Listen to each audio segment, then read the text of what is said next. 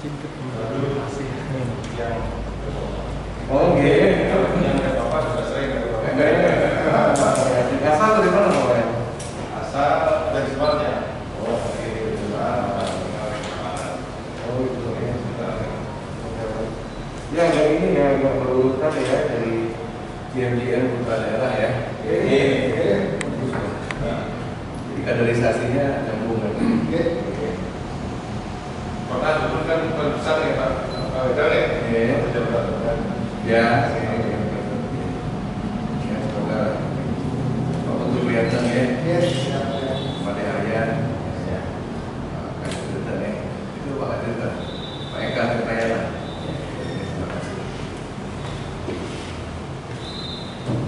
Kita mulai nih.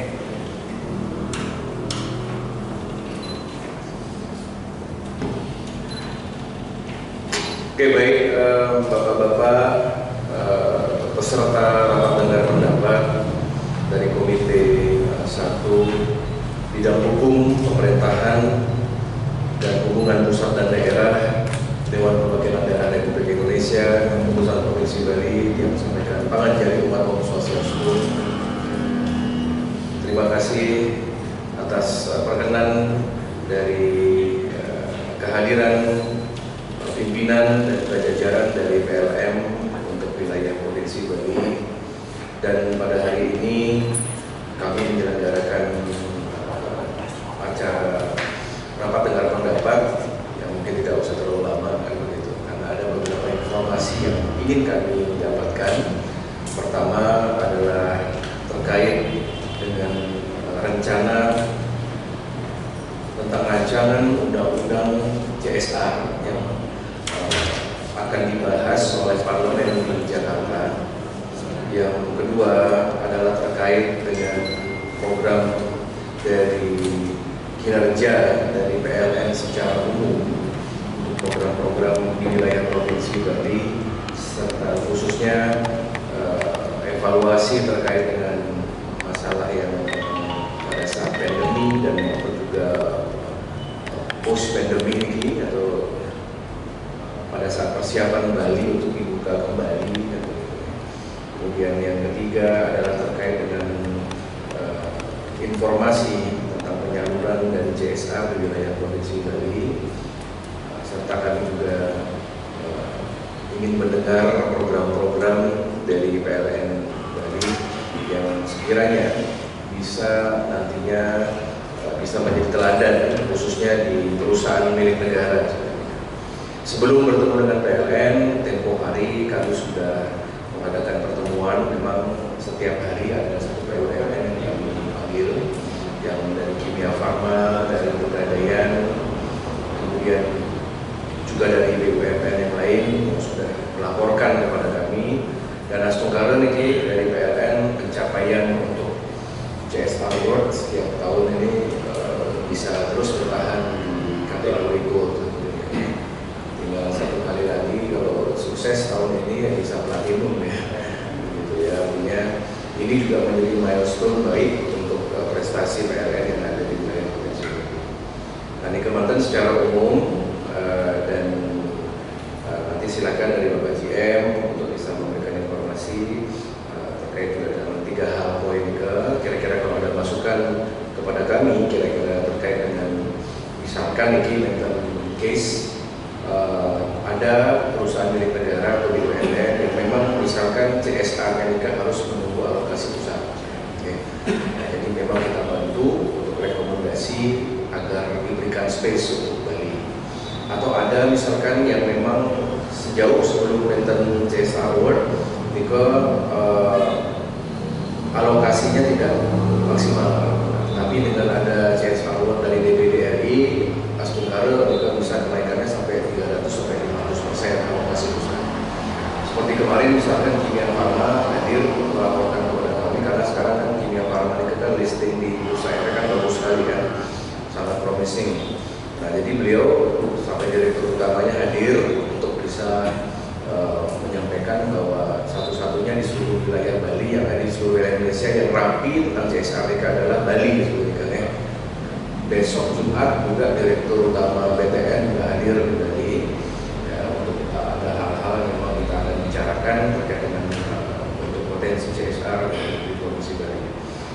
Jadi nantinya di masa sidang kami, ya, diperkirakan pada masa sidang Mei ini, kita rencana juga akan mengadakan rapat kerja ya di PLN pusat seperti itu, ya, untuk bisa nanti menyampaikan ya beberapa hal di Bali. Salah satunya yang kemarin kami bahas dengan Bupati Jemberana itu terkait dengan Bali Crossing ya seperti itu ya. Nah, jadi sudah mendapatkan penjelasan dan mungkin bisa diupdate bagaimana, karena kami sudah mendengar info juga terupdate. Nah kemudian juga mungkin yang pernah kita bahas dengan Bapak CM terdahulu itu terkait dengan pembangkit listrik tenaga surya yang ada di Bangli, yang waktu itu DPD sempat berkirim itu surat ke Dirut, ke Menteri BUMN beberapa waktu yang lalu juga terkait dengan harga beli ya, yang menurut dari PLTS di sana Mikayu Lamundur masalah itu memang mungkin tidak mungkin ada disparitas harga dan sebagainya. Nah ini hal-hal yang memang ingin kami ketahui, di samping misalkan terkait dengan eksekusi dari program Bapak Presiden. Pada saat pandemi ini kan menten ada yang namanya pembebasan ya, ada yang perhatian terhadap yang terutama dari 20 juta warga negara Indonesia yang masih dikategorikan miskin kan begitu ya. Misalkan di sana ada pembebasan ada berusaha stimulus lah gitu. Nah kemudian yang terakhir yang masuk agenda dari kami Komite 1, apakah ada data terkait dengan masalah pengusaha-pengusaha, terutama pengusaha hotel dan pengusaha pariwisata lah, yang memang mengajukan suatu semacam relaksasi ya, dalam artian misalkan penurunan daya, misalkan juga hal-hal terkait dengan kami mohon informasinya sebenarnya ya. Karena terakhir kali juga memang kami dapat info dari PHRI, dari anggota-anggota ini memang sudah mengajukan katanya seperti itu ya. Jadi itu yang secara umum yang ingin kami dapatkan informasi. Silakan Pak JM, kita berikan kesempatan untuk bisa memberikan informasi kepada DPD. Raris.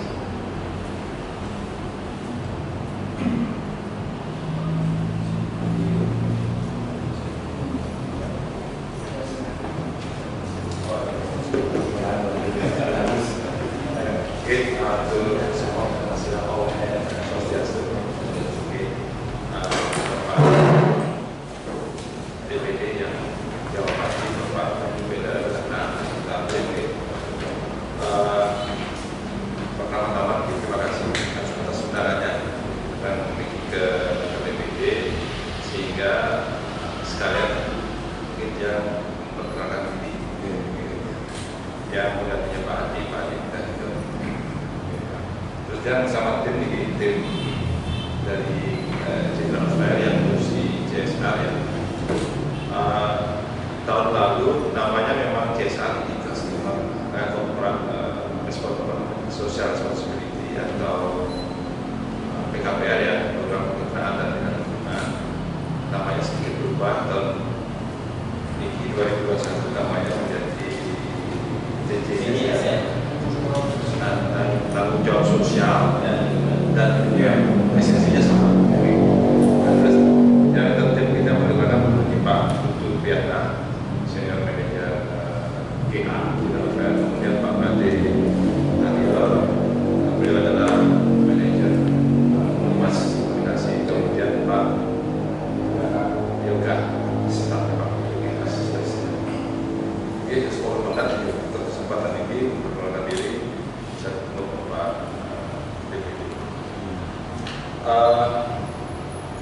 Yang pertama mengenai rencana atau rancangan CSR, saya sampaikan nanti mau dibantu teman-teman Pak Ibu, Pak Mati dan Pak Yoga. CSR tetap berjalan di bulan hari. Jadi tahun 2020 kemarin, syukur kita sudah menyalurkan totalnya itu hampir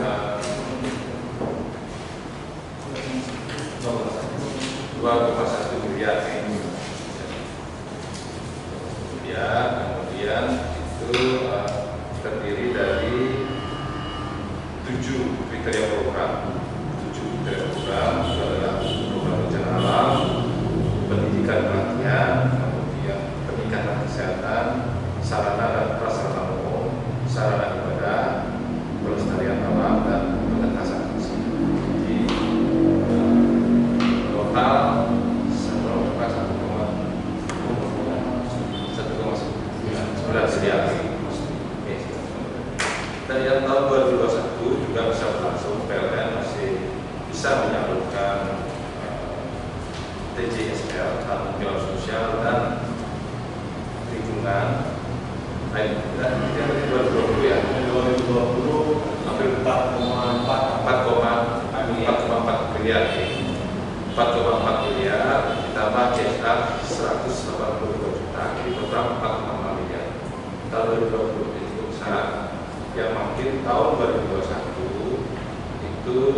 sudah disetujui dalam RKA itu 1,9 miliar tersebar di 9 daerah jadwal dari kota maupun kabupaten, dan juga kriterianya sama 7 kriteria tadi. Jadi mudah-mudahan ini berjalan langsung dan kemampuan PLN bagaimana melaksanakan tanggung jawab sosial dan hubungan itu berjalan terus dan sustain, sehingga hubungan PLN dengan masyarakat, bagi dan pelanggan-pelanggan ini tetap harmonis dan saling mendukung dalam membangun kelistrikan di Bali. Kemudian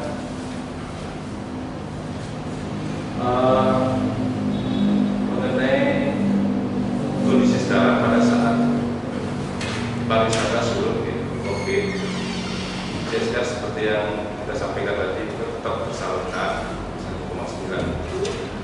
Terus mengenai dampak tadi Bapak Weda Jakarta menanyakan dampak, Pak, memang ada yang berdampak terhadap pelanggan-pelanggan dagangan menengah khususnya yang bergerak di bidang bisnis dan restoran. Dari kita memberikan PLN itu hanya bisa membantu dari sisi keringanan. Keringanan itu adalah yang pertama bentuknya pelanggan bisa turun daya sementara. Terus ada jumlahnya ini yang sampai data terakhir itu ada sekitar 86 pelanggan dengan data dayanya hampir 42 mega, turun 42 mega bisa. Dan kemudian tapi ada juga pelanggan yang berhenti dampak ya karena mungkin melihat prospek yang belum begitu baik dan tidak bisa menutup juga operasional, ada pelanggan. Kemudian ada beberapa pelanggan premium yang turun jamnya, jadi EB-nya turun.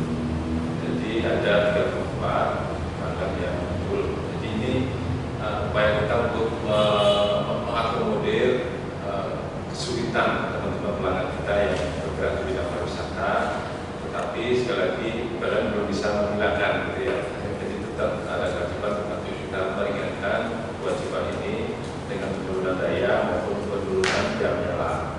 Kalau memang yang berniat berlebih ya kita layani juga, kita maklumi supaya tidak istilahnya makanya tidak terusan.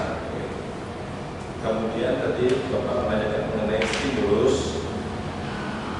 Ini sudah stimulus pemerintah untuk pelanggan-pelanggan yang subsidi itu memang diperpanjang, tapi persentasenya berkurang. Jadi kan sudah Bapak stimulus yang lain, Pak Gubernur sudah, saya juga sudah, Bapak Wali Kota, dan surat langsung ke pelanggan juga sudah. Intinya itu stimulus ini diperpanjang, tapi sekali lagi volumenya dikurangi. Untuk yang 450 tadinya free semua, free. Nah, sekarang dapat stimulus hanya 50%-nya. Jadi ini yang agak rawan. Artinya selama ini pelanggan-pelanggan 450 ini kan mereka gratis, berapapun kebutuhannya itu kita nanti dia masa bayar. Yang pusat juga kita kirim pusat full, pusat silakan pakai semua, itu yang terbayar. Tetapi sekarang yang pas tengah itu ada kewajiban membayar separuhnya 50%. 50% itu yang mesti bayar, dan yang adalah bayar 50 itu semua diganti dulunya.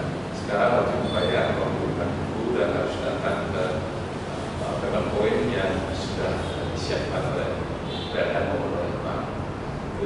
Jadi 50% untuk yang prabayar. Kalau mereka beli pulsa, kalau prabayar itu pada saat beli pulsa lah dia dapat diskon. Dia mau beli 30.000, dia hanya membayar 25.000. Untuk yang pelanggan senang sama, tadinya dapat 50% diskon. Kalau masyarakat 100% ya, 50%. Sekarang dikurangi menjadi tinggal 25%. Jadi misalkan bayarnya katakanlah 100.000 misalnya besar itu, mereka harus wajib membayar 75. Jadi yang prabayar tidak melakukan sama pada saat nanti mereka berusaha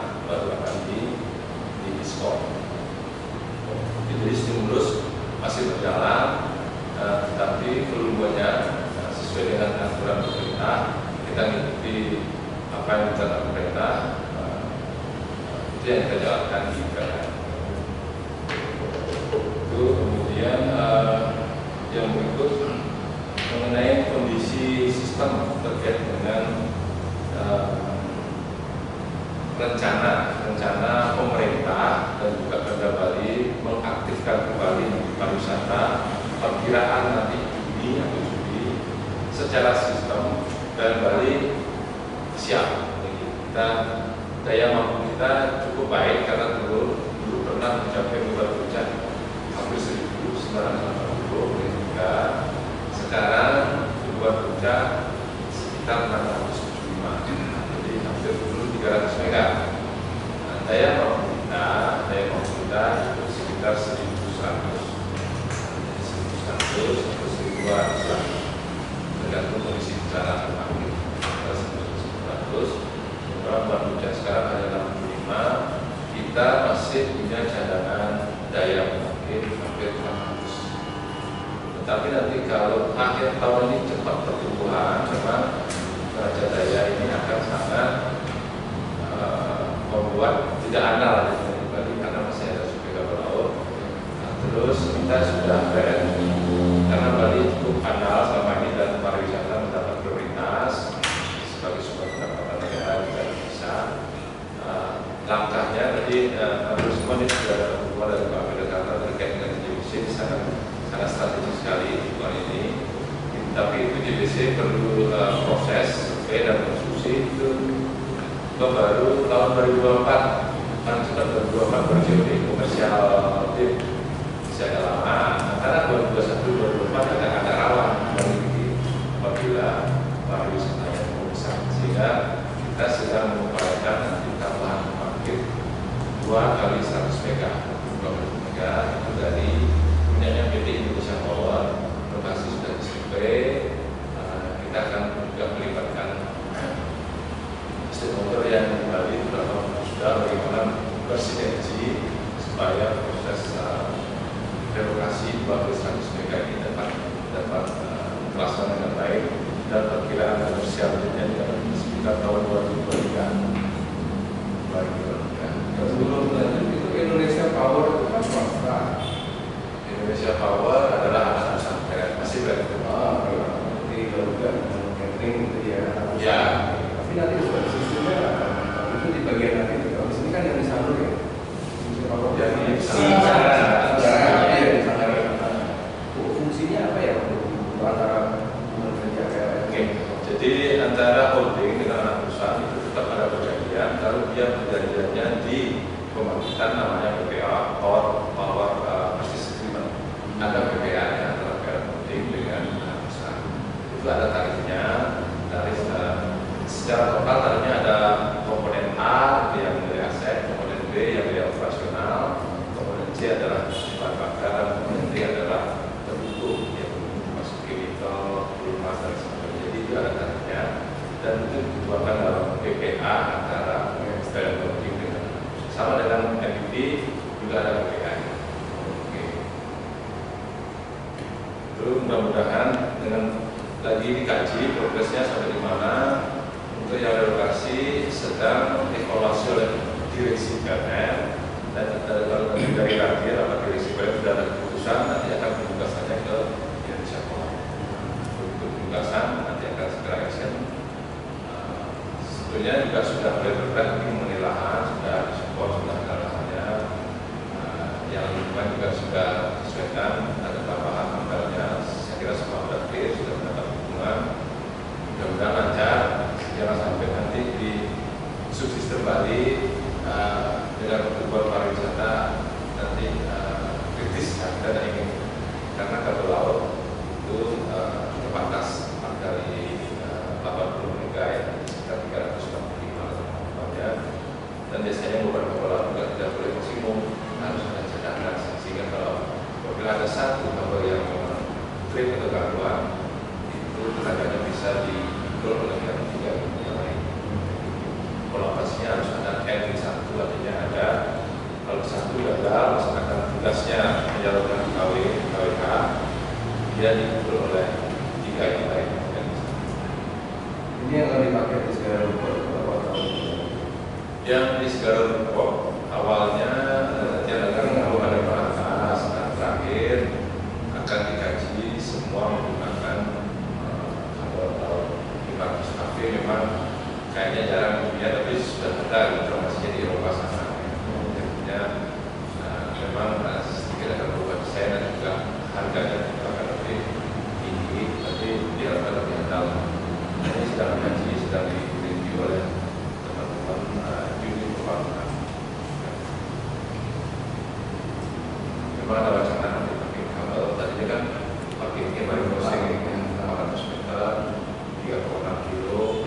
Sekarang adalah terlaut tanpa hubungan, mungkin nanti izin kalau izin di Jawa, di mana di beberapa masuknya itu dan balik kemana masuknya nanti juga perlu izin dari ULA yang dari hubungan laut itu kan semua sedang diurus teman-teman dari unit pembangunan. Kita di unit distribusi siap support nanti kalau ada kira-kira komunikasi atau di endorse atau disampaikan ke para stakeholder. Itu yang di Surabaya atau ini? Ya Surabaya.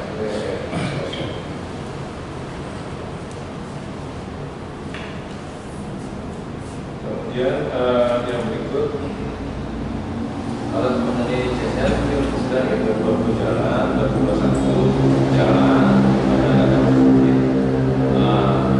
dan nanti mengenai prosedurnya saya sampaikan bahwa prosesnya itu memang compile di sini, kemudian kita usulkan ke PLN pusat, nanti PLN pusat akan dievaluasi, kalau yang oke, kita juga lakukan evaluasi di sini, sekretariat kita kirim ke pusat, dievaluasi nanti terus disetujui, langsung keluar namanya RKA dan anggaran, begitu ditetapkan langsung kita action dan akan distribusi di teman-teman unit pelayanan, unit pelaksana pelayanan dan juga ada di kantor distribusi Bali.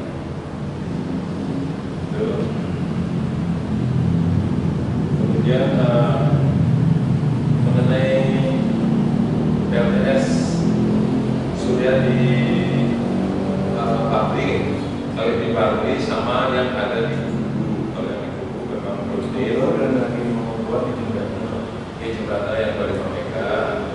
Jadi yang sudah existing yang ada sekarang dan mungkin ada di pabrik itu mereka sudah ongoing, kira jalan. Kemudian yang 1 mega yang sudah ada di Kubu sudah existing, itu sudah jalan, tapi sedang dalam proses PPA, tapi sudah masuk sistem, jadi sudah ada 2 mega yang dalam sistem. Kemudian di Kubu juga ada rencana nanti 25 mega. Nah, itu kontraknya sudah pusat sudah deal dengan Menko, dan kewajiban kita PLN menyiapkan gardu hidup di sana sebagai nanti itu dari LTS dan juga transmisi dari Kubu ke Karawang. Jadi kemudian daerah Kubu dengan adanya GI, ada LTS, daerah Kubu kita harapkan nanti ada kesiapan suplai listrik. Ya harusnya kita berharap supaya aset PLN ini tidak idle. Ya mohon nanti juga siapa yang bisa memanfaatkan investor supaya membangun masyarakat dan sebenarnya supaya pemanfaatan aset PLN juga lebih optimal. Jadi bagaimana? Bagi ini akan disambung, satunya sudah di Kemarol, satunya di Kubu. Begitu Kubu dan Kemarol nanti disambung lagi di utara, hampir seluruh Boyolali sudah dikelilingi oleh kali ini akan membuat lebih kental lagi. Tapi yang dari Kemarol ke Kubu itu nanti akan dievaluasi sesuai dengan kebutuhan sastra. Yang prioritas adalah yang di Kubu yang akan disambung ke Papua. Baik mengenai PLTS, kemudian ada rencana PLTS 2025 itu sudah deal yang di negara masih ini Pak belum yang infonya progresnya belum masih survei dan masih penjajakan belum kontrak. Kalau yang itu sudah Jadi Bangli dulu ya. yang di Bangli itu sudah operasi 1 mega. Oke, Sudah 1 mega sudah ada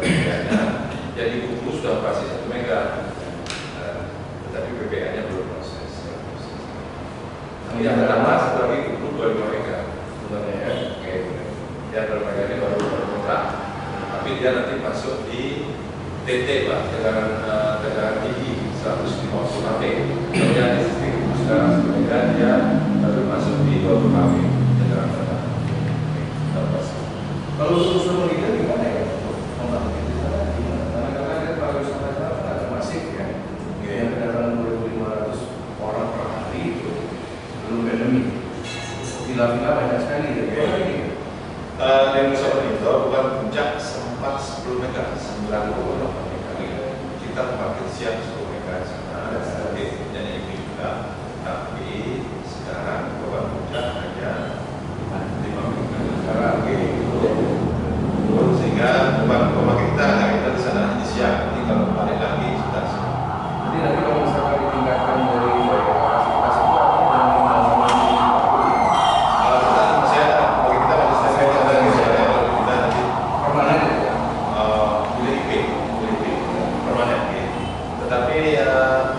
nanti ke depannya tentunya diharapkan kita akan ada program desalinasi kalau mungkin di sana. Mudah-mudahan sana nanti bisa dikembangkan energi baru terbarukan. Cuma belum ke sana karena sekarang kita masih evaluasi konsolidasi dulu lah. Karena bagaimanapun kalau energi terbarukan sedang ganti payu BTS investasinya besar. Dan kalau demandnya kurang visible itu menjadi beban juga buat kita PLN. Tapi sementara kita siapkan KTT dengan kapasitas 10 mega sudah siap. Coba sekarang tinggal 5 mega, jadi kalau boleh lagi tidak masalah.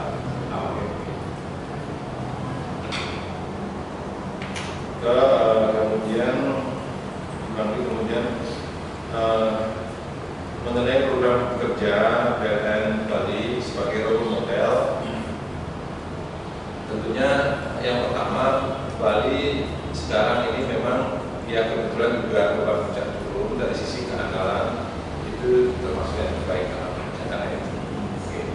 Dan ini akan kita pertahankan dengan mitigasi tadi, misalkan nama PTG 1200 atau JWC itu mudah-mudahan Bali menjadi model keanggalan karena Bali kan cukup strategik untuk pariwisata, untuk divisi negara dan menjadi etalase dunia lah untuk pelayanan pelanggan karena banyak agenda nasional untuk nasional yang seperti ini kita akan pertahankan dan kita akan kasih dukungan kepada pembangunan supaya dijaga terus Bali tertangkap ya M1 atau M2 lah istilahnya.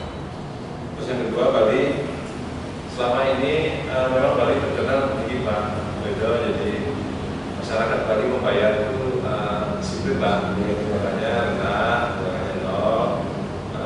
Ini aja yang membuat pelanggan agak naik sedikit itu, terutama kalau pelanggan masyarakat tidak dia bayar. Yang menunggak itu adalah yang terdampak, misalnya hotel atau mungkin ya beberapa instansi yang memang sangat kreatif yang menunggak. Tapi kita berusaha mitigasi bagaimana supaya PLN yang ketika berada KSI dengan kesulitan cash out, nah ini kita mitigasi dengan tadi yang prinsipal tidak ada yang berbudaya sesaat, nanti begitu dia naik tidak akan ada biaya penyambungan, jadi kita terima. Kemudian ada yang jalan yang terus sementara, nanti kita boleh kita kembalikan ke servis atau service level agreement yang sudah disepakati. Dan untuk jasa rawat dan hubungan juga PLN saya kira juga konsisten melaksanakan JSR atau sekarang namanya tanggung jawab sosial dan lingkungan akan berkesinambungan. Mudah-mudahan BUMN PLN ini selalu profit dan bisa memberikan JSR-nya kepada masyarakat sehingga khususnya di Bali kelistrikan ini akan selalu bisa mengikuti dinamika dari Perda Bali maupun dinamika bisnis yang ada di Bali sehingga Bali tetap aman dan layak dari sisi kesiapan energi listrik untuk selalu bermanfaat yang kita harapkan. Dukungan nanti JS Award ya, JS Award ya, dan berlanjut sama sudah goal ya kita ya sebenarnya bukan tujuan itu ya, tapi itu apa ya, tapi yang substansinya kita tetap ingin berhubungan baik dengan masyarakat seluruh stakeholder yang ada di tadi melalui tanggung jawab sosial dan lingkungan. Yang kira itu secara umum penyampaian dari sebelumnya. Teman-teman yang lain ada yang nyatat mungkin apa yang perlu disampaikan sama Pak Kalian? Oke, silakan Pak Made, Pak Yoga. Saya kira sudah lengkap. Tadi sedikit Pak Yoga menyampaikan masalah PLTS kami itu ya. Bapak bilang ada kebutuhan masalah harga gitu ya. Dan selama ini memang kita berpatokan pada Kementerian SDM. Harganya memang 250 ya per KWH. Misalnya memang istilahnya minus gitu ya. Jadi bisa di kami berpatokan pada regulasinya itu Pak. Karena demikian sebagai informasi dengan PLTS kami. Kita minta info kalau yang disediakan kita apa ya? Seiring tinggal kayak mini hidro ya, 1,4 mini hidro 1,4 mega. Celukan bawah. Celukan bawah ya maksudnya. Iya, Saya kira celukan bawah. Celukan bawah. Bukan yang di Kemarau.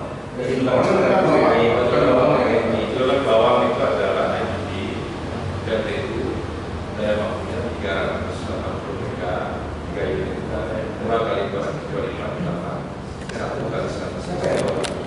Yang IDP memang mesinnya Cina. Yang lola ya namanya PT apa namanya? GIDP Jenderal Tercinta.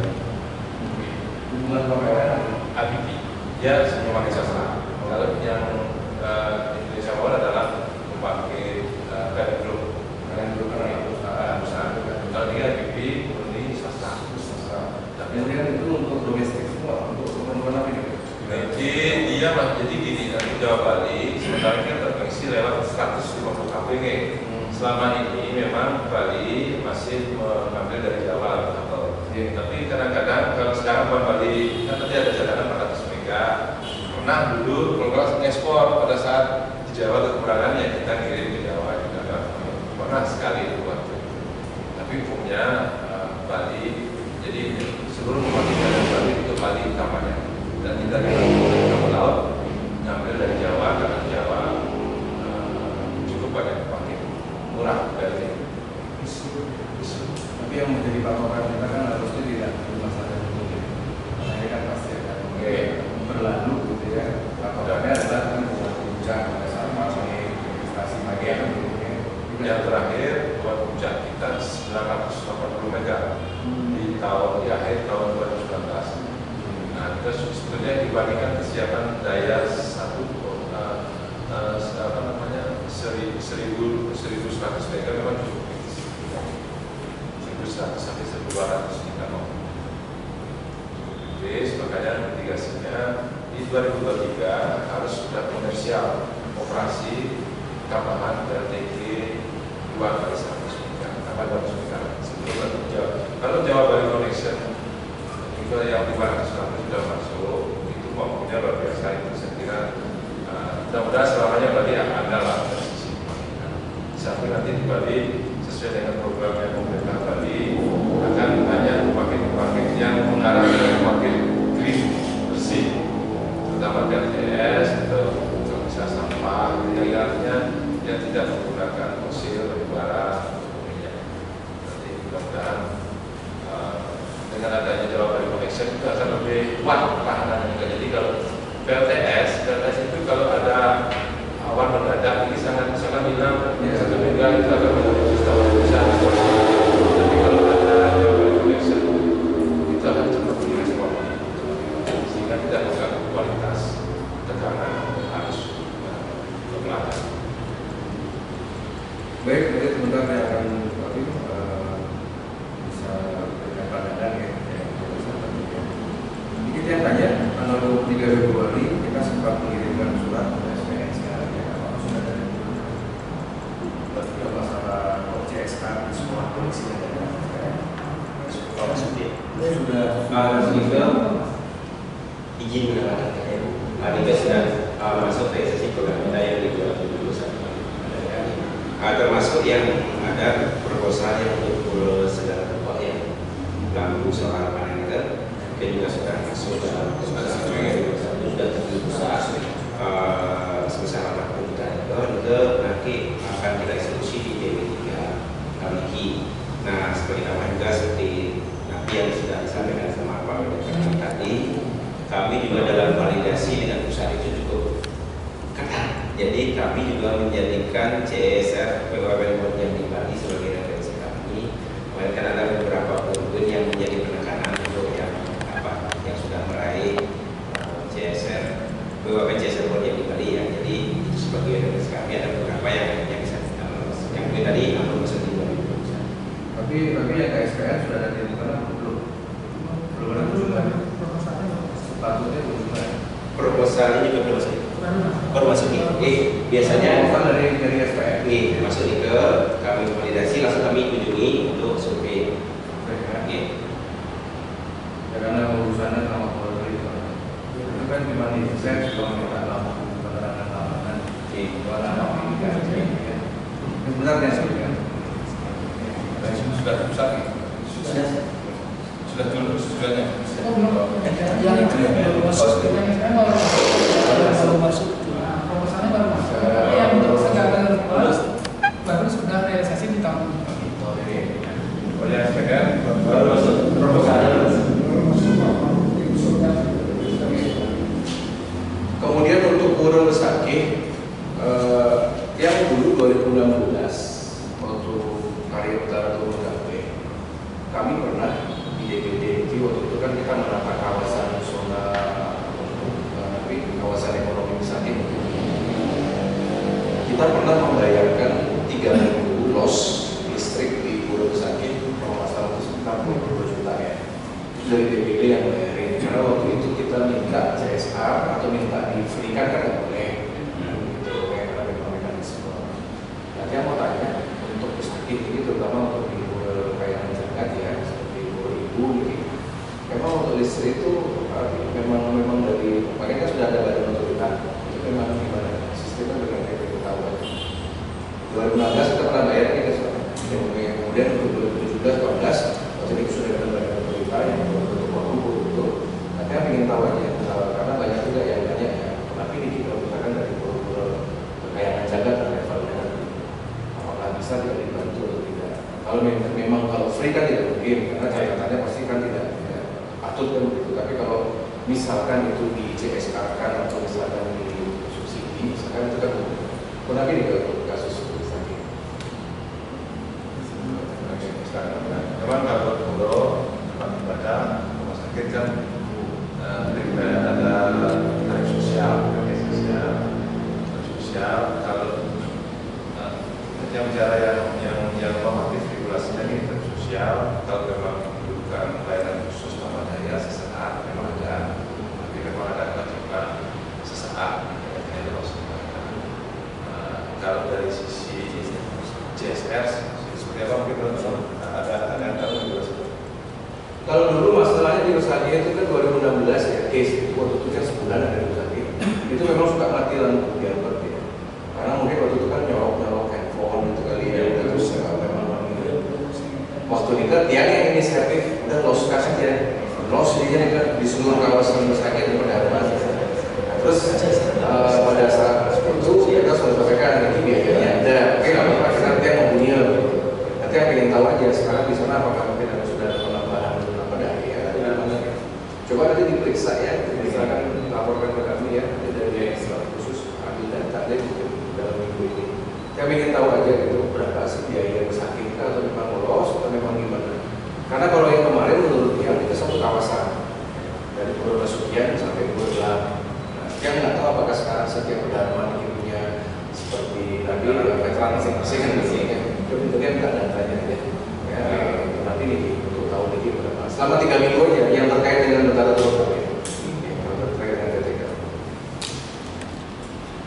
Oke, baik Bapak-bapak dan hadirin yang menjadi peserta dan pendapat yang sudah mendengar penjelasan yang disampaikan oleh Bapak GM dan juga jajaran yang mengklasifikasikan menjadi beberapa hal ini terkait dengan program yang dimana Semoga dengan masukan dan nasihat dari DPD RI sebagai pengawas undang-undang, kita juga bisa bersinergi dan intinya adalah memberikan penilaian yang baik kepada pusat.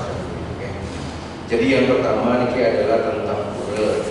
Terima kasih Niki terkait dengan saudara Bapak ya. Saudara Bapak yang sudah yang dengar tadi, memang pada saat yang kunjungan kerja, memang di sana ada kendala lampu kan tidak ada ya. Memang efektifnya karena di sana kawasan tadi BPKSDA, kawasan konservasi alam, artinya memang sangat dihindari dari hal-hal yang berkaitan dengan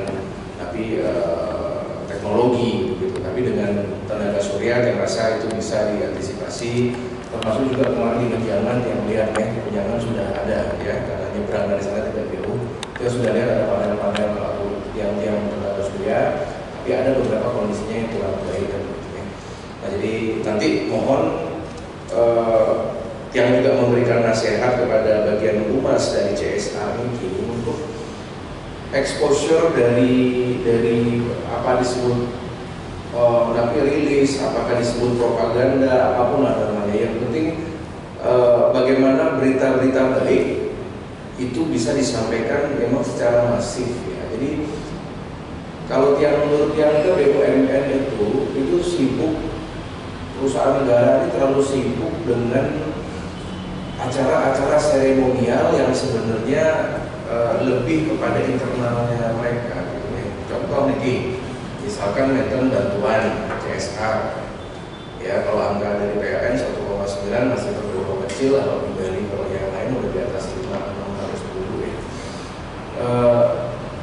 Yang itu lihat ada bank BUMN nih yang amati, dia buat acara di sebelah, dia kan sebagai aktivis gitu ya, dia kan bisa ngitung ini acara ini berapa sih value-nya, ke panggung, peserta, makan, orang gitu.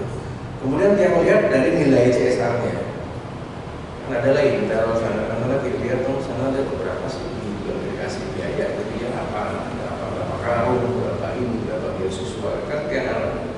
Jadi pertama itu lebih besar dari seremoni yang kedua dana hostnya. Jadi sudah semacam mental itu. Ini terutama di bank-bank itu udah salah sudah. Kalau saya mau masalahin itu mau ke KPK, mau ke Polri, ke jaksa bisa, ini nggak benar. Karena harusnya komposisi untuk pemberian itu harus lebih tinggi. Yang nomor dua, BUMN ini itu agak pelit bekerja sama media. Kita tahu sekarang kalau memang media itu kan selalu berbayar, mau TV, mau koran, mau medsos. Jadi kalau misalkan nanti PLN buat acara, kalau misalkan hanya ditampilkan di Instagram maupun juga di Facebook misalkan, apalagi followernya nggak seberapa gitu ya, itu nggak ada orang peduli gitu, nggak di-share gitu. Artinya kok ini sumbangannya sudah 1 M, tapi yang kamu teman-teman CSR yang muda-muda itu loh, yang saran dong, undang wartawan, undang TV, undang apa kayak selebgram, undang apapun. Jadi kalau buat yang itu acara itu cuma buat pegawai sama keluarga. Jadi berita-berita baik tadi satu tahun lalu 1,4, 1,9, total 4,6. Jangankan rakyat biasa, saya pejabat negara, kebetulan kantornya juga sebelah kantor Bapak di PLN, kata Bung Karno kan, kantornya. Kami aja nggak ngerti, nggak dong. Terus bagaimana kami bisa memberikan atensi, bagaimana kami bisa memberikan dukungan politik kalau seandainya itu nggak ada masuk. Pelit mengundang. Ini di kantor DPD ini ada 4 orang senator. Seorang senator tuh suaranya 5 kali lipat dibandingkan DPR. Yang mau undang Darmo Santi apa undang DPD. Siapapun yang datang minimal kalau sudah DPD datang minimal kalau dia cepret begitu berapa ratus ribu berapa juta jangkauannya terbantu. Yang bagus itu sekarang OJK. OJK tuh tiap acara undang vaksin, apalagi itu peresmian gedung, tentang siapa rapat-rapat waktu itu dia pertanggungjawaban sama BI. Bagus bener itu, makanya bapak-bapak bisa periksa tuh. Siapapun pejabat OJK yang ada di Bali, selalu kami rekomendasikan naik jadi pejabat di pusat. Saya kalau misalkan ketemu sama menteri pada saat rapat kami, kabinet, yang datang ke istana, kan boleh dong bisik-bisik. Kemarin seperti kemarin Banten ada BUMN Kepala Bank Mandiri di Bali, bagus bener lah, masih muda. Selalu dia aktif, karena kami tahu dia udah ada pameran tentang rumah sederhana, dan pameran itu. Sekarang sekretaris korporat Pak, Kementerian BUMN jauh. Kemarin juga macam-macam. Artinya kami ini kan tiang ini sebagai DPD kan punya kekuatan untuk panggil dirut, untuk panggil komisaris, panggil menteri dan dirjen. Gitu. Nah, memang mental bukan yang bagaimana. Kita yang di Bali ini kan memang agak kimut ya. Pertama kimut, tidak seperti kalau GM datang dari luar. Kalau GM yang bukan Tamil lah yang dari luar itu, memang mereka punya overconfidence yang luar biasa. Ya, kalau yang lihat ini kan secara gestur, yang sebagai dokter sosial politik saya udah paham deh bagaimana karakter bapak-bapak dengan duduk aja dengan ngomong dan paham. Tapi masalahnya adalah kalau berhadapan sama pusat, nggak usah dengan pusat, dengan regional aja terlibat. Beda misalkan kalau yang undang tempat ini GM ini luar biasa. Kok bener-bener karena sistem mereka itu yang penting saya masuk dulu, yang penting saya meyakinkan dulu, masalah bisa dan tak belakangan gitu. Saya tantang gimana, bisa nggak? Ya siap, saya tahu bagaimana, semangat. Dan mereka itu kan filosofinya kan, yang penting saya masuk dulu, mengambil simpati dulu. Dan ini yang memang perlu nanti diperbaiki dan memang di CSR inilah sebenarnya bukan panggung. Kalau bapak-bapak sebagai ahli teknik, sebagai bagian dari manajemen, apalagi sudah senior, ini kan sebenarnya tugas-tugas PLN itu aja sebenarnya. Ya, hanya maintenance lah kan gitu. Biasa saja kalau ada yang perang baru, mental masalah, kerusakan, cuma gitu-gitu aja sebenarnya. Tidak terlalu dinamikanya tidak seperti bank gitu. Permasalahannya adalah mungkin ini dari Wayan memang memerlukan suatu tanggung sebenarnya. Tanggung bagaimana PLN ini bisa berkiprah lebih maksimal dan harus Wayan ini dikelilingi sama ring satu yang memberikan nasihat yang baik. Itu maksudnya. Karena selama ini ring 1 dan ring 2 ini yang suka memberikan informasi nggak tuntas. Ke masalahnya sering saya lihat ya, jadi sama seperti di BI, seperti di beberapa istilah counterpart kami yang instansi vertikal ya, saya sampaikan terutama putra-putra Bali yang ini kan paling fanatik soal putra Bali, yang nanti kalau orang Bali didukung deh mau dimanapun, saya nggak lihat warna, saya nggak lihat dari mana, yang penting kalau sama tahun ayo dong, udah kita sama-sama dukung. Bahkan kesalahan-kesalahannya yang tertutupi. Ada beberapa hal yang gross bagaimana di Bali dengan case-case. Kalau sudah sampai ke Senayan dibahas, ya terus udah aman, Bali aman, ini nggak masalah bagaimana. Otomatis presiden, menteri, kabinet, BUMN itu kan pasti mendengar suara DPD. Ya. Nah makanya nanti segala lupa, misalkan nanti kalau sudah dianggarkan di 2021, itu memang harus lebih bagus condongnya biar kepada publikasi. Pak JM harus tahu ya, kalau misalkan Pak JM pakai Telegram atau misalkan ada sekarang yang orang udah nggak banyak baca koran dan TV, itu hanya pemerintahan saja sama orang tua di kampung lah. Karena di Bali ini nggak semuanya punya Instagram kan gitu. Instagram ini untuk anak muda, Facebook ini untuk orang-orang tua di desa. Oke, sebel-sebel kalau Twitter ini kan adalah untuk orang bule.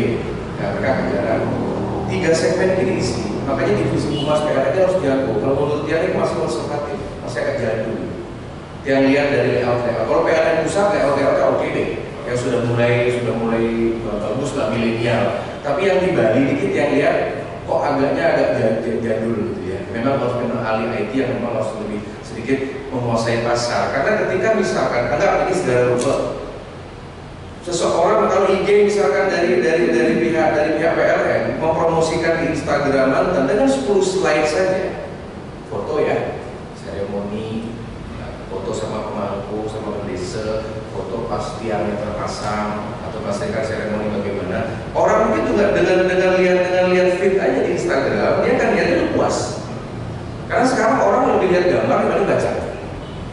Ya, diisilah PLN, CSA bagaimana. Nah, jadi dikira untuk masalah exposure ini memang benar-benar jangan sampai nanti dana seperti tadi anggaran tahun ini 1, sekian lebih 1 miliar lebih ini agak percuma karena propagandanya nggak jalan. Okay. Yang kemudian yang kedua terkait dengan masalah komposisi. Dulu kita pernah menegur Indonesia Power ya kalau nggak salah waktu zaman 2-3 GM sebelumnya, tapi masih di periode yang pertama. Itu pada saat itu dari IP ini membuat program CSA ke Nusel, tetapi di Nusel ini yang disumbangkan bukan urut, disumbangkan tempat ibadah lain yang memang ada satu masjid di sana. Saya suruh staf. Karena kalau di Sanggaran itu agak sedikit masalah, Pak Jiem harus paham. Agak di sana itu agak radikal. Pertama, waktu itu pernah dapat laporan ke DPD kalau pas hari-hari raya itu ada kesibukan. Jadi ada masuk. Yang kedua ini masalah temuan laporan dari masyarakat. Datang rame-rame ke Pulau Nusa itu yang mampirnya ke dalam PN itu loh gimana itu enggak, cuma untuk kasih sumbangan satu itu aja. Saya periksa ini gimana nih orangnya kok radikal, bagaimana ya, apakah memang mereka saya curigai mereka tidak pro Bali atau tidak pro Hindu ya, yang harapkan itu kan GNKRI tapi komposisinya, karena misalkan mayoritas di Bali itu komposisinya misalkan enten panti asuhan ya, panti asuhan ketika ulang tahun PLN wajar kalau panti asuhan itu yang diundang itu misalkan 7, yang lain 2, 1 nih ke keadilan sosial, dan 1, 2, karena di luar Bali seperti teman-teman kita banyak orang Bali di PLN luar Bali kan begitu nih, di Malang, di Kupang, di mana-mana itu komposisinya pasti mayoritas masih yang mayoritas lebih banyak. Kadang-kadang di Bali ini begitu karena kembali lagi yang amati Pak JM ini kan mimpin struktur yang sudah tertanam, sudah cengkeramannya sudah kuat. Atas sekali menteri, dirjennya orang lama semua. Itu yang memberikan masukan. Makanya kemarin yang sampaikan komposisi ini kan adil. Di Bali ada 20, misalkan panti asuhan Hindu yang mengap-mengap loh, yang nggak dapat bantuan beras saja susah. Tapi kalau yang lain kita dapat dari Kemenak, juga dapat bagaimana, dan coba lihat makin suka duka Hindu yang ada di PLN atau di BUMN di Bali kalah kompak. So, jagonya cuma meresik, karena jagonya cuma modalin, nggak ngurusin tentang kemanusiaannya. Saya belum periksa loh kantinnya loh, saya belum periksa bagaimana cateringnya. Kemarin saya dapat catering, saya bukan tegur beberapa konsumen saya, kalau catering semua yang bayar. Saya nggak mau, karyawan kan Hindu yang banyak. Kenapa kok dipaksa? Karena itu ada satu divisi Pak, ngotot. Pokoknya kalau udah catering harus misalkan sesuai dengan kelompoknya dia. Yang mayoritasnya kalah ngomong. Bayangkan lagi, saya periksa saja setiap sehari ada tamu 100 kali, makanya maju semua di daerah sini. Yang lorong-lorong sebeton ini yang nggak laku. Karena pimpinan GM-nya nggak tegas. Kalau saya jadi GM, you kalau mau makan sesuai dengan selera kamu, kasih aja anggaran, beli aja tempat sendiri. Tetapi saya misalkan nonton ibu batu leleng, nonton macam-macam bertutu, macam-macam warung-warung sebeton, itu cukup banyak loh. Kemarin itu di BI sudah mau berubah, BI udah berubah, OJK sudah mau berubah waktu jam udah lagi ya. Di BI yang keras kemarin itu kalau kayak begini nggak bisa. Saya justru ya nggak bisa makan seperti itu, sudah berubah bagian. Dan memang yang minta suka duka hidupnya yang harus ngomong speak up, nggak bisa dan berikan masukan. Itu sebenarnya sangat membantu sekali. Ini kan namanya jenana yang membantu orang-orang. Nah kemudian tentang Besaki tadi sudah, nanti yang masukan ini yang minta laporan nonton. Jadi kalau PLN ini ada keberpihakan terhadap kayangan jagat, misalkan dihitung saja di Bali ini benten namanya 42 benten kayangan jagat, pura-pura yang levelnya kayangan jagat. Nika mantan sebenarnya dimaintenance dengan baik. Apakah dikasih bola lampunya atau misalkan dari tim datang periksa kan begitu, nonton kabel bagaimana kan, CSA kan tidak perlu urusan duit kan atau bantuan, pelayanan bisa kan, tinggal diekspos aja, minta 5-6 orang kirim satu mobil, lihatin di sana bagaimana periksa, foto di sana, yang kira-kira alat-alat sudah dibantu saja. Kasihan sebenarnya, menurut dia Ika pun namanya pemarki, ide bertahan itu pasti Ijen sama pemarki. Urusan kecil-kecil, makanya dana punya ini tidak urusan dana saja. Jadi sebenarnya di tim CSA harus punya yang namanya program reguler, program reguler di mana daftar kayangan jagat yang ada di Bali. Kan tinggal perintahkan anak buah aja, Karangasem, Leleng, bagaimana. Dan itu minimal 6 bulan sekali, sesuatu sekali periksa ke sana menjalankan itu. Atau misalkan kita jadikan semester pertama tahun ini. Kalau itu bisa dibuat oleh Pak GM dan itu bisa menjadi dengan payung hukum tentunya. Saya nanti tidak mau Pak GM sudah, tapi pernah tugas di Bali sudah naik karir promosi misalkan kemana, nanti tidak menjadi program lagi, ganti juga nanti dari daun pekat lain lagi nanti programnya. Jadi semoga ini mumpung berkuasa kan begitu ya. Nanti mungkin ada suatu parameter deh payung hukum kalau dalam bahasa hukumnya, misalkan dalam surat edaran atau keputusannya bahwa ini bagian dari PLN Bali memerintahkan kepada PLN seluruh Bali untuk ada program rutin di awal tahun memeriksa atau memberikan bagian untuk pura-pura kayangan jagat. Ya, pokoknya pura besar apa-apa. Dan itu kalau diekspos luar biasa. Ya, ada sekali bagaimana kalau mengenai investasi di Aceh, pasti mereka akan mendukung tentang masalah syariah. Di Papua juga sama kan, begitu. Kalau di Bali, jangan pernah takut, karena pemerintah pusat ini senang sekali kalau minoritas ini diayomi. Makanya kemarin Pak Menteri Agama sampaikan, udah kalau setiap doa, setiap acara Kemendak, semua agama ini kan, walaupun beliau Muslim gitu. Jadi ada psikologi sebenarnya di pusat ini menyukai success story. Pak ini Pak GM dan jajaran. Saya berikan rahasia ya di Jakarta apa yang terjadi kalau rapat sama kabinet. Kami itu kalau dapat laporan, misalkan PLN dapat laporan Kementerian SDM, Kementerian Energi, atau Kementerian Hub misalnya, kita ini nggak terlalu peduli nggak sama angka dan angka serapan target nggak peduli. Kita ini cuma peduli dengan success story. Contoh misalkan ketika KPK rapat dengan melaporkan bahwa saya sudah menangkap 2 menteri.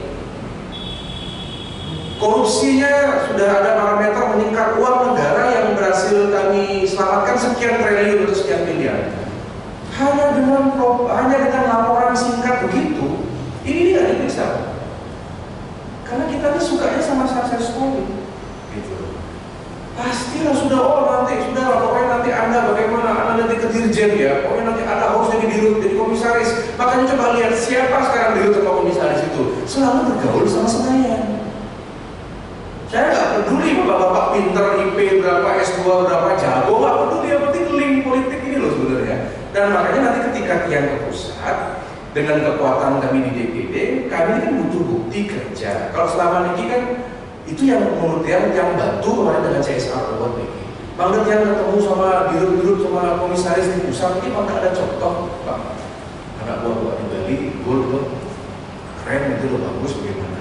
Otomatis jadi perhatian loh. Ya, dan itu terbukti sekali. Dia 1 tahun di DPD sangat terbukti 99,9% akurat. Jadi semua itu harapan Tian. Makanya jadi masalah jadikan CSR ini sebagai panggung, ya.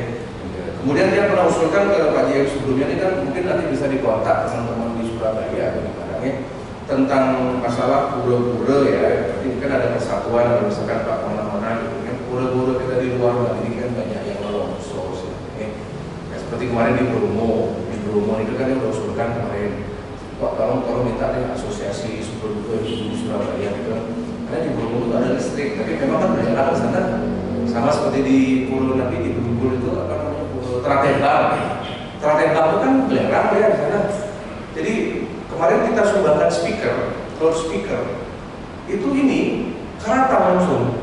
Nah kemudian dia udah sempat sampaikan ke Gubernur Jatim Bu Kofifa, kalau mau membantu itu yang namanya pura kota Bromo itu nggak ada listrik loh. Masa sih nggak ada teknologi apa kayak rekayasa teknologi ngurusin tentang pegunungan. Ya kalau memang standar-standarnya kita pasang genset atau gimana, oke deh, pasti perawatannya mahal. Sementara ini kayak mobile kayak ada generator mobile gitu. Tapi menurut dia kasihan juga kalau Medan Pemedek malam-malam gitu datang udah pasti akan kegelapan gitu. Kasihan. Jadi mohon nanti kapan Bapak lihat ya teman-teman kalau ada yang menjabat di luar, mohon ikut dibantu seperti di Lumpur, di Pura besar di sana gitu. Yang di NTT bagus. Baru sudah saya sampaikan, NTT bantu semua. Ada tuh sebetulnya Bali di NTT lapor terus seperti yang WA terus tiap bantu berhasil mempengaruhi pimpinannya. pokoknya nanti itu menjadi perhatian dari BPD. Ini kan tadi tentang pura ya, jadi tolong nanti pura dan juga yang kegiatan berbau minggu juga seperti di panti asuhan, asrama, juga expose-nya lebih konsisten dan lebih bagus lah nantinya untuk diketahui publik. Yang nomor 2, ini bagian yang sarankan mungkin kita usulan terkait dengan masalah CSR tentang pendidikan. Jadi sampun suwe yang tidak mendengar ada program terkait dengan pemberdayaan, misalkan tentang SMK teknik kan, SMK teknik. Ada 60 perguruan tinggi di Bali, ada kurang lebih yang 10 itu memiliki fakultas teknik. Kemarin yang kasih contoh sama Kimia Farma. Kimia Farma lapor mereka itu CSR-nya bagi masker, bagi hand sanitizer. Sudah nggak ngetren, udah biasa. Kenapa? Karena kalau seseorang sudah dapat sumbangan beras, barang itu sekali pakai kan habis. Apa yang dia lakukan Kimia Farma? Perbaiki UKS yang ada di Bali. Saya izinkan, saya berikan rekomendasi. Ambil 1 tahun 20 UKS, SMA 1, SMP 1 kan punya UKS. Kimia Farma pasar pelan di luar UKS, CSR Kimia Farma. Tambahin aja obat, di dalamnya kasih kotak P3K, tambahin aja APD. Jadi itu 10 tahun itu nggak dicopot itu logo. Di perguruan tinggi juga sama, di klinik-klinik. Nah, sama juga dengan halnya dengan misalkan dari PLN. Kalau misalkan CSR dalam pendidikan ini, kita yang tahu komposisi CSR kan seimbang ya, ada pendidikan, ada lingkungan, ada 7 parameter tadi. Saya sarankan agar membina, ya kalau misalkan SMK 1 yang dihubungkan dia udah premium lah, udah bagus ya. Ini ada nih seperti kemarin yang ke Abang, SMK-nya teknik yang miskin gitu ya. Misalkan ada di Jembrane, meten yang swasta, di Tabanan itu yang kasihan gitu ya. Kalau seandainya meten ada satu corner aja, satu ruangan corner itu digarap, itu nggak nyampe 20-30 juta buat semacam lab teknik begitu ya. Ya tinggal dipasang-pasang aja jenis kabel-kabel ya, dekorasi bagaimana, meten ada alat peraga, istilahnya dana pendidikan. Pak GM resmikan itu, udah menjual semua timnya. Itu duitnya nggak seberapa, murah. Setiap ruangan ada, labnya kan ada, lab sudah punya, cuman mungkin kita kayak udah rumah kan itu catnya warna PLN aja, warna biru, kuning, merah gitu nih. Ini adalah misalkan laboratorium, banyak yang tidak terjaga, tinggal dicat aja nggak seberapa. Kasih aja Pak, ini contoh kabel, kasih foto dikit tentang listrik, bagaimana kasih helm itu kan nih, helm itu gantung semuanya. Klaim namanya kan CSR PLN Bali, tak tanda tangan. Asal prasasti sana, abadi. Itu 10 tahun tetap dijaga nih kan. Lebih banyak, makanya dia mohon nanti di masa kepemimpinan bapak-bapak dan siapapun nanti ke depan, mana ini kan jadi yang rutin reguler ya. Coba nanti dilihatin SMK yang agak, ini kan juri kan mau persiapan tatap muka nih dari menteri. Ya kalau memang itu bisa diadakan, yang merekomendasikan nanti SMK yang agak keadaannya kurang-kurang nih, jauh-jauh gitu. Tapi mereka memang membutuhkan, mereka akhirnya jadi. Di masa pandemi kan lulusan SMK teknik ini yang survive sebenarnya. Bukan AC, bukan listrik, yang buat kabel, yang namanya listrik itu instalasi juga yang survive dibanding pariwisata. Jadi yang sarankan nanti kalau coba diberikan data ke beliau. Pertama perguruan tinggi yang punya fakultas teknik, yang kedua SMK yang punya teknik. Kalau nanti di multi years boleh, yang penting dan contoh yang ingin ada success story di sana yang terkait dengan nanti MOU, silakan nanti yang pasti nanti ada satu yang dijadikan teladan. Contoh ini seperti kalau nggak salah ini tiru aja Alfamart sama Indomaret, sama masuk ke SMK. Jadi kita pinter. Dia melihat SMK kanan. Awalnya punya koperasi sederhana, masuk ke minimarket ini. Jadi dia buat minimarket itu dengan program CSR. Dia renovasi semua, tinggal dicat, dikasih kerak, tapi barangnya tetap aja dijual dari sana. Yang artinya yang namanya yang muncul, yang nama minimarket itu di sana. Gitu. Dan itu ada MOU-nya 5-10 tahun nggak boleh dicari gitu. Pelangnya ya. Nanti mohon dipertimbangkan dari sekarang dan itu murah. Kalau 1 tahun bisa 5 perguruan tinggi, 10 sekolah atau 9 satu kabupaten 1, karena SMK ini tidak banyak. Satu kabupaten paling cuma 1-2 belum lagi yang swasta. Komposisi swasta sama negeri coba dicarikan. Nah kemudian yang CSR ini tepat sasaran, itu seperti tadi saya sampaikan, terima kasih tentang SPN. Nah jadi SPN ini nanti mohon diturunkan Banten, walaupun sudah masuk ke pengajuan kan, itu proposal sudah masuk nih. Ya mungkin memang lebih yakin dan sekan kan gitu nih. Karena begini, karena kan mungkin di Bali ini kan ada yang namanya sistem pekrimik. Kalau seandainya misalkan dari PLN kirim aja PLN di Buleleng bagaimana untuk survei kan begitu nih, itu kan lain loh dampaknya. Ya nanti dari ketua SPN itu kan akan lapor ke Polda, ketua SPN itu kan lapor nanti ketika ketemu sama gubernur ketika bagaimana, itu akan menjadi omongan itu. Nah makin saran dia datangi minimal terpenuhi kan.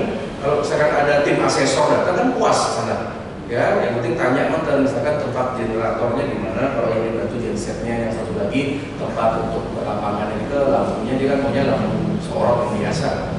Sebenarnya yang bilang aja sama SPN ini kalau misalkan nanti dari PLN bantu tolong dilayani lah, dalam artian mereka akan sangat siap sekali menerima. Apalagi nanti mungkin bisa menjadi expose lah pada saat penilaian CSS Award, sampaikan aja di kan ada di layar tuh. Kami sudah lakukan survei dan segala rupa di sana. Ini lebih sekan mereka. Mungkin ini saran yang dikirimkan tim mereka.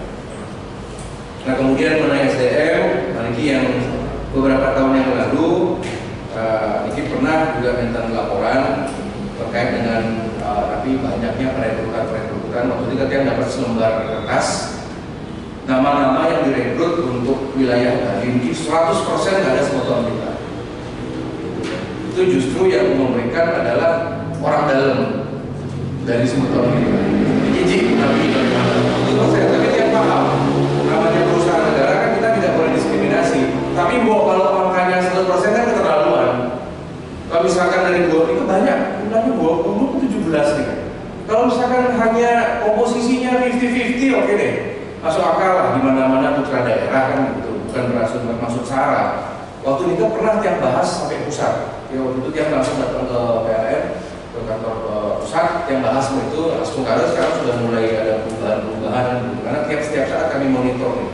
Ya, jadi tentang SDM, tentang perekrutan ini juga mungkin yang mohon bantuan dan dukungan. Unapi makin di Bali ini karena pariwisatanya sudah kolaps. Bagaimana lebih memperbanyak minat anak-anak muda penjurusan teknik. Ini kan harus didorong lagi, apakah sekolah tekniknya juga dibagusin, apakah nanti fasilitasnya, apakah nanti perekrutannya juga dengan seperti agak transparan dan sebagainya. Yang bermaksud untuk mengedepankan ini terkait dengan anak-anak teknik seperti kemarin yang buatkan asosiasi untuk anak-anak dari apa itu yang kontraktor kecil itu yang tukang AC gitu Pak. Selama ini kan citranya tukang AC kan orang kita. Tukang AC, tukang buat titik-titik listrik semua. Yang kumpulin. Udah ayo kita promosi itu. Ya, jadi mereka anak muda lulusan SMK yang luar biasa sebenarnya bisa kita dorong dan ini kita butuh fasilitasi dorongan dari PLN, terutama nanti SDM. Nah beberapa yang terakhir tentang PLTS, ini yang sementara dilaporkan Karangasem tahun existing, kemudian juga Bali sampun nih, walaupun Karangasem ini perlu nanti didorong oleh tuntas. Jambrana kemarin dari Pak Ali Putra, wakil ketua ya, datang ke sini. Ternyata beliau ini kan itu Filipina, perusahaannya ternyata yang di Filipina itu adalah perusahaan milik kawan dia yang senator Filipina. Nah, dia datang ke Bali, sempat pernah ketemu wakil presiden di Jakarta. Masuk Bali, memang waktu itu ya sudah dibangun. Cuma pesan tiang kepada Bupati Jembrana yang baru kemarin, Mangde PLTS yang di Jembrana ini tidak kaku seperti yang di Bali, tetapi juga bisa menjadi objek gitu loh, seperti yang ada di Eropa. Apakah nanti sistemnya dengan taman kan gitu nih, kemudian juga maintenance satu wisata edukasi gitu. Ya mohonlah dibantu di Jembrana, apalagi nanti program jual jalan tol Jokowi ini kan sudah akan masuk ini, sekarang sudah pembebasan lahan, kemudian 2024 Astungkaro sudah bisa selesai semua. Jadi yang dorong sekali dengan adanya jalan tol ini mungkin perlu dipikirkan ke depan ini Jembrana ini mungkin akan menjadi destinasi favorit ya dari investasi. Sekarang aja yang lihat di kota negara sudah banyak sekali anak-anak sudah buat wirausaha kafe ya, macam-macam bistro, pertanian juga sudah maju nih.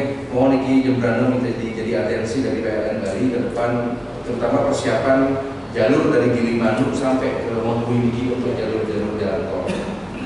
Nah ini yang paling penting dari segala sesuatunya yang saya sampaikan terkait dengan keberadaan bapak-bapak sekalian yang dari manajemen yang lihat dari perspektif nasional ini. Pertama terkait dengan masalah apapun lah program terkait dengan Provinsi Bali.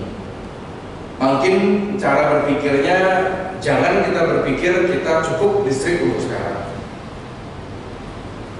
Ada 517 provinsi kabupaten yang berebut anggaran APBN yang 2000 triliun. Anggaran ada, uang kita siap buat ibu kota negara kok. Anggaran itu ada. The money is there. Mau pinjem kayak mau ada surat utang nggak masalah, kita dukung Jokowi. Uang itu ada. Ibu Menteri sudah kemarin rapat, udah yang penting mau IMF kayak mau jual obligasi terserah, yang penting komposisinya kita nggak sampai krisis, ada lagi krisis keuangan ke depan, tapi dijamin lah sama negara.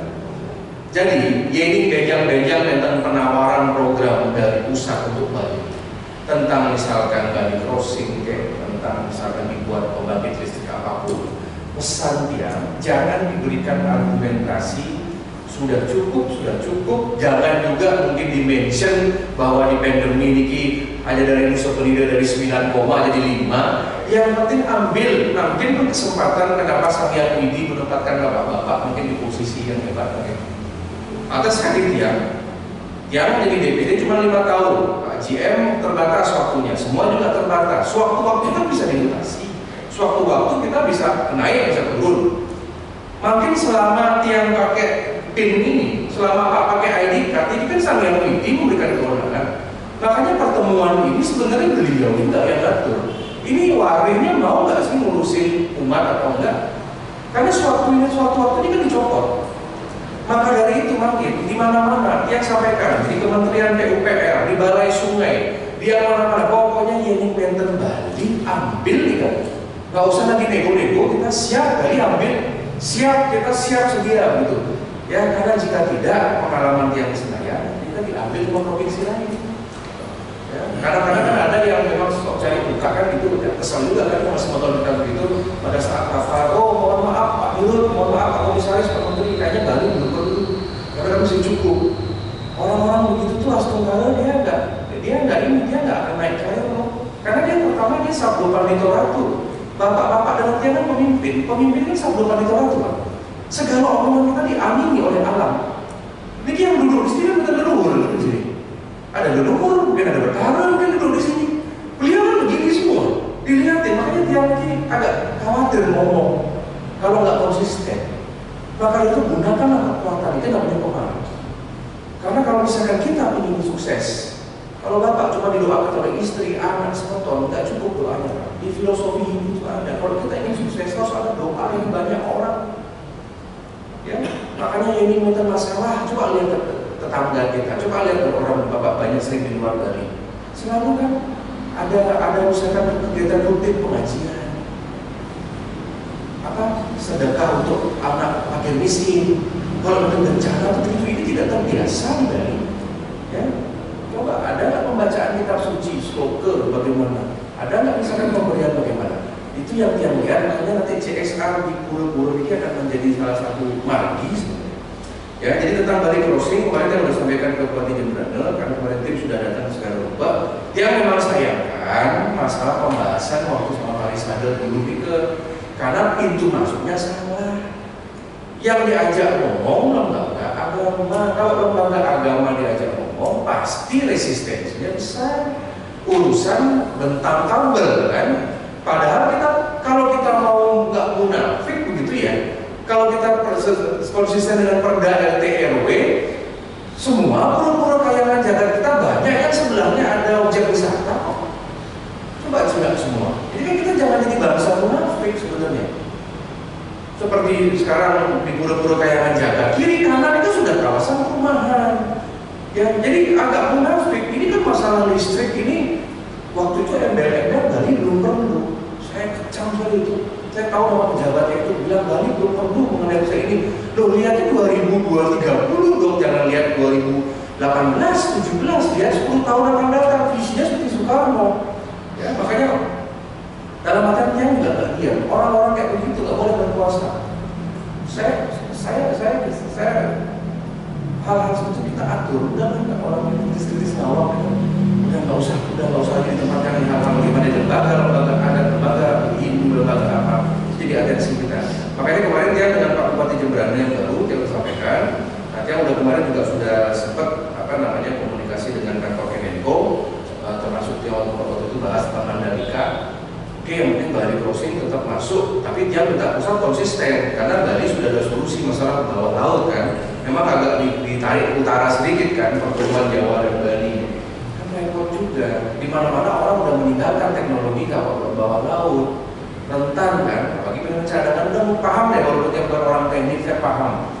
Tapi begitulah yang diajak ngomong rohaniawan kan nggak nyambung bayangan mereka ini bayangannya di pura, kabel di sini gitu loh. Kan jadi parno mereka ini salah masuk. Makanya tiap tegur GM yang dulu kenapa you nggak ngomong ke DPD? Coba lewat DPD masuknya. Kita kan bisa lihat kita ngomongnya nggak teknis. Kalau bapak-bapak ngomong presentasi kan langsung tiba-tiba presentasi teknis. Ini kabelnya, ini tiangnya, ini seperti teknologinya dari Jawa bagaimana? Belum lagi tentang sentimen Jawa Bali. Lagi muncul cerita resi siapa yang namanya itu yang memisahkan Jawa dan Bali. Capek lagi kita ngurusin begitu kan? Ya, jalan tol dari tol kemarin aja jalan tol kita amankan, saya redam jalan tol segala cara saya pakai. Yuk jangan ribut. Kemarin itu jalan tol sudah ada anggaran, setuju, tinggal pembebasan. Ribut lagi, Jelemo Bali yang ribut. Udah cibduk aja sudah. Jangan begitu ya, enggak. Karena bagaimana ribut nanti mau gusur pura. Kamu kira Waskita Karya sama BUMN sama yang namanya Utama Karya itu kamu kira orang bodoh semua? Jalan tol laut aja kita bisa bangun kok dalam waktu 18 bulan. Makanya di Jemberana kan kita tarik juga tidak di garis pantai karena di pantai kan kereta api, ya kita tarik 1 kilo. Jadi di bukit itu karena masih banyak tanah negara masih gampang lah. Mau tembus bukit, mau bongkar apa ya, goa nggak masalah, jadi buatkan terowongan, it's okay.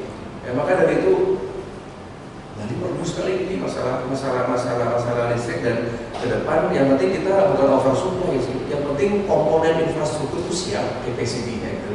Sewaktu itu ditingkatkan, kita tinggal sudah ada ya. Pokoknya nanti Pak GM apapun Bali, udah termasuk Nusuk Leader dan Nusuk Leader yang mending dari 5 jadi 10 masih mampu juga bagaimana. Haris, tapi kalau memang ada segala sesuatunya yang bisa membantu, ayo kita bantu. Nah, rebut apa yang harus direbut, ya. Jadi seorang pemimpin itu, bapak-bapak niki, kader-kader muda niki sebagai pemimpin, yang sebagai seorang Soekarnois yang kasih kesimpulan dan sarankan bahwa seorang pemimpin kita akan meninggalkan 2 legacy. Pertama, legacy fisik, yang kedua legacy pemikiran.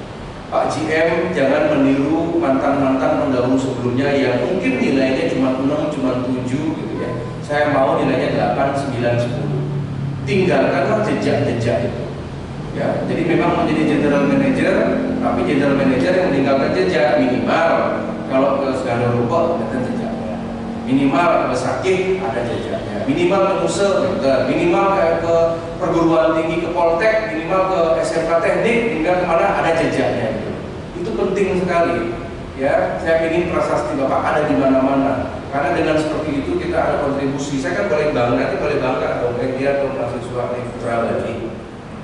Nyumbang ini loh. Makanya you besok jadi manusia seperti ini tidak lanjutnya membuat sesuatu. Atas hari tiang yang di Renon diputus yang lebih gedung. Ya.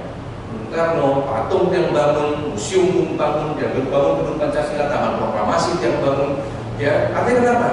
Ada jejak-jejak. Orang nggak lewat sebelah kantor Bapak, AWKN buat tanpa PBN.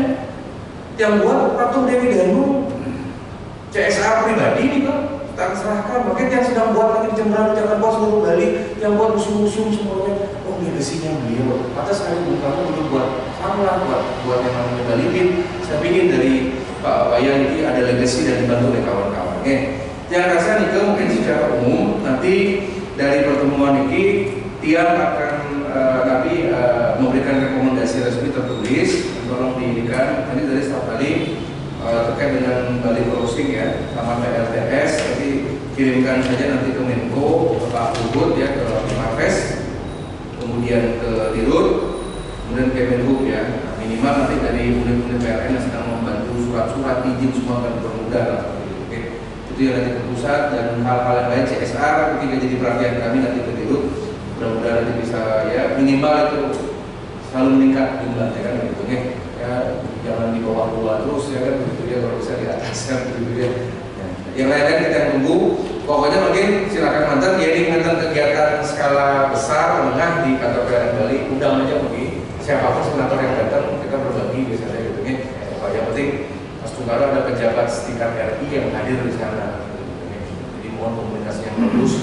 Kalau bagian luas nanti tolong kalau ada apa-apa di tag mantan DPD, nanti Instagram bagaimana berkegiatan di tag, kalau misalkan mantan menderita perekrutan, mungkin CSR apapun di share mantan, nanti kami bantu share ya. Mas Tunggara nanti di media sosial kami kita bantu untuk bisa ekspos lebih besar.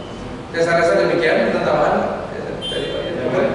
Pak Burgen, ya, sukses nih untuk nanti Pak Bayan dan juga jajaran, selamat bertugas ini ya, dan semoga tetap menjadi achievement yang baik, dan nanti kita ketemu lagi Pak di CSR Award ya, mudah-mudahan tetap gold dan mungkin platinum tahun ini ya. Nah, semoga dalam waktu, karena CSR itu kapan ya, bulan Oktober November ya, ada 6 bulan ya. Dalam 6 bulan ini mudah-mudahan laporannya DPD bagus semua ya. Semua sudah bisa dieksekusi gitu nih. Jadi contoh yang baik ya. Yang rasa demikian, Pak Susma atas kehadirannya, yang sudah mendengar Mas Santi, Om Santi. Terima kasih. Terima kasih.